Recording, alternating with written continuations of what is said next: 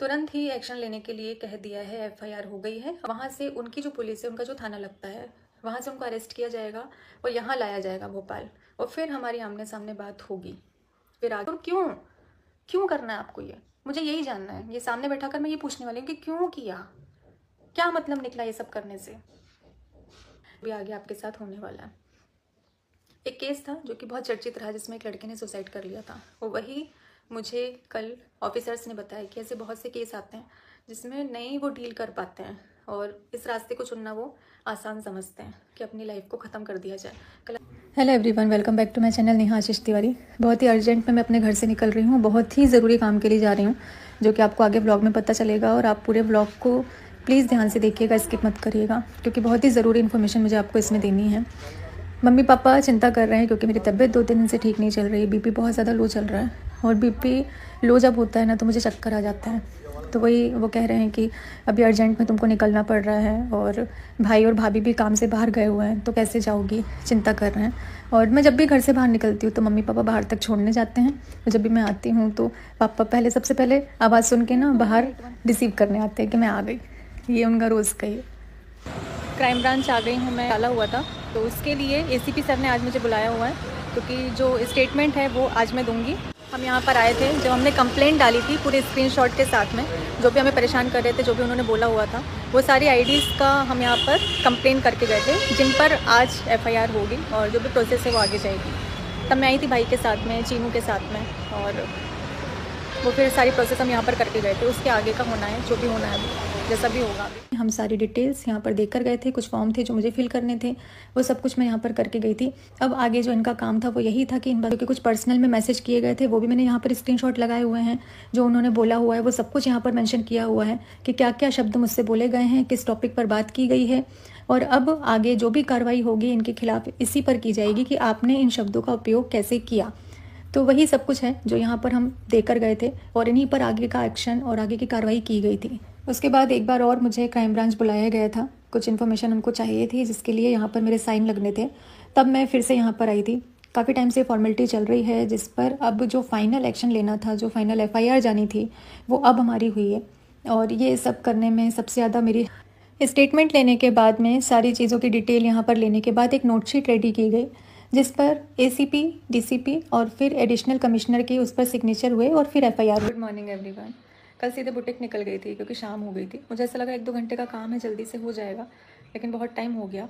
Legal process है, खैर time लगता ही है, और 2 दिन से भी बुटीक नहीं गई थी तो बहुत सारा काम पेंडिंग था, तो आगे का जो ब्लॉग है कंटिन्यू नहीं कर पाई। अभी आपसे इस पर कल नोटशीट रेडी हो गई है स्टेटमेंट के बाद में, और एसीपी सर, डीसीपी सर ने उसको देखने के बाद में तुरंत ही एक्शन लेने के लिए कह दिया है। एफआईआर हो गई है। वहाँ से उनकी जो पुलिस है, उनका जो थाना लगता है, वहाँ से उनको अरेस्ट किया जाएगा और यहाँ लाया जाएगा भोपाल, और फिर हमारी आमने सामने बात होगी। फिर आगे वो मुझ पर डिपेंड करता है कि मैं आगे क्या करूँगी, क्या करना चाहती हूँ।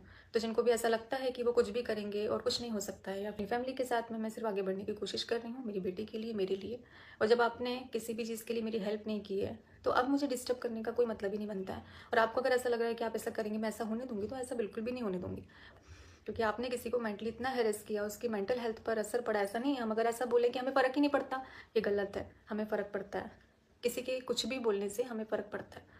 तो जब हमने रिक्वेस्ट करी थी, आप नहीं माने, तो अब ये आपकी जिम्मेदारी है जो होने वाला है।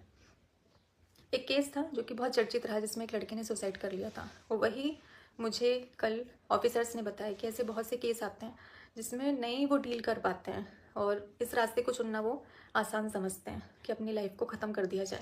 कल अंदर का जो भी शूट था वो मैंने नहीं किया हुआ है, क्योंकि यूनिफॉर्म को दिखाना रूल में नहीं आता है। पर उन्होंने बोला है कि आगे जो जब इन लोगों को यहाँ लाया जाएगा, वो व्लॉग शेयर करने की परमिशन मुझे दी जाएगी। वो मैं कर सकती हूँ, अपने चैनल पर उसको लाइव कर सकती हूँ। गलत नहीं करना चाहिए, किसी की इज्जत के साथ खिलवाड़ नहीं करना चाहिए, किसी के लिए ऐसे शब्द नहीं बोलना चाहिए जो उसके मान को हानि पहुँचाए। हमेशा से मैंने एक ही चीज़ बोली है कि मैं बहुत ईमानदारी से अपने काम को कर रही हूँ, आप भी ईमानदारी से अपने काम को करिए। मैं किसी का कुछ भी ऐसा अपने ब्लॉग में या किसी भी चैनल पर, किसी भी सोशल अकाउंट पर ऐसा कोई भी कंटेंट नहीं डालती हूँ जिससे सामने वाले के मान को हानि हो। तो अगर मैं ऐसा कुछ नहीं कर रही हूँ तो आप भी इस चीज़ का ध्यान रखिए। तो कितनी शर्म की बात है, आपको तो शर्म आनी चाहिए। और अगर वो नहीं आ पा रही है तो वो अब आएगी, जब आपका चेहरा सामने आएगा, तब आपको शर्म आएगी कि नहीं यार, हमने गलत किया। जितने भी लोग हैं उनके अकाउंट पर जाकर बकवास करना, नेहा नाम का यूज़ करना। तो नेहा नाम का इस्तेमाल करने का राइट मैंने किसी को भी नहीं दिया। आप मेरी परमिशन के बिना ये नहीं कर सकते हो। आप इस तरह से मेरे नाम को नहीं गिरा सकते। और क्यों? ये सोच कर कि आगे जाकर ये जो मेरी प्रोफाइल है वो मेरी बेटी देखेगी। अभी वो छोटी है, अभी उसको इतनी समझ नहीं है।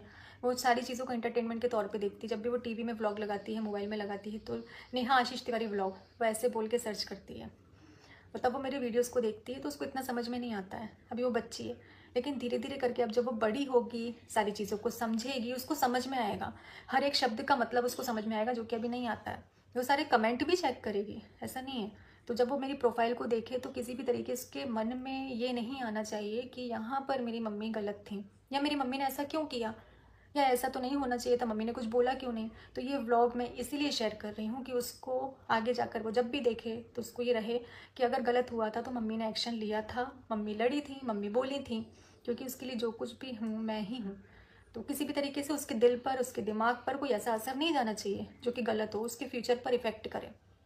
और इन सब चीज़ों से मैं हमेशा चाहूँगी मेरी बेटी दूर रहे। मैं कभी भी नहीं चाहूँगी कि वो किसी भी तरीके से मेंटल हैरेस हो या फिर उसके मेंटल हेल्थ पर असर पड़े। काम करने के लिए मैं हूँ, मैं सारी चीज़ों को मैनेज करूँगी। मैं चाहती हूँ मेरी बेटी सिर्फ पढ़ाई करे, जो भी वो करना चाहती है अपनी लाइफ में वो उसको अचीव करे। तो एक सही, बस इतनी सी बात है। तो मुझे मेरी फैमिली के साथ, मेरी बेटी के साथ, अगर आप देखकर खुश हैं बहुत अच्छी बात है। अगर आप देखकर खुश नहीं हैं, अगर मुझसे प्यार करते हैं तो अच्छी बात है, नहीं करते हैं, नफरत करते हैं, तो भी आप अपनी लाइफ में खुश रहिए। आप सिर्फ अपनी लाइफ को देखिए, अपनी फैमिली को देखिए, जैसे मैं करती हूँ, जैसे मैं रहती हूँ। और बस नया साल आप सभी के जीवन में खुशियाँ लेकर आए, ये कामना हम करते हैं। इसी के साथ में इस व्लॉग को एंड करते हैं। इस तरह से सोशल मीडिया पे उन्हें ये चीजें नहीं रखनी चाहिए थी। तो एक बार अगर नेहा जी सचिन के सामने बैठकर उनसे सवाल करेंगी तो कैसा लगेगा सचिन को? क्या वो जवाब दे पाएंगे नेहा की बातों का? अगर वो एक